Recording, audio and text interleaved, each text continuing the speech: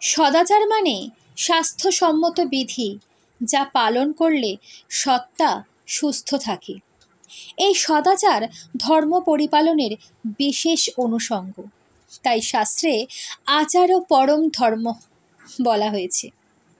শ্রী শ্রী ঠাকুর বললেন, সদাচারে বাঁচে বাড়ে, লক্ষ্মী বাঁধা তার ঘরে।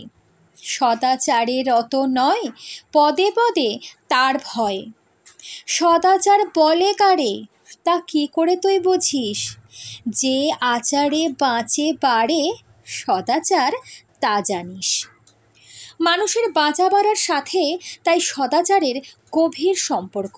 সদাচার সুষ্ঠুভাবে মেনে চললে মানুষের বাঁচা বাড়া সুরক্ষিত হয়, আর তা না মানলে যে কোনো সময় বিপদ আসে।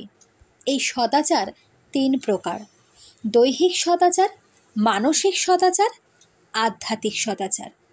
জয় গুরু।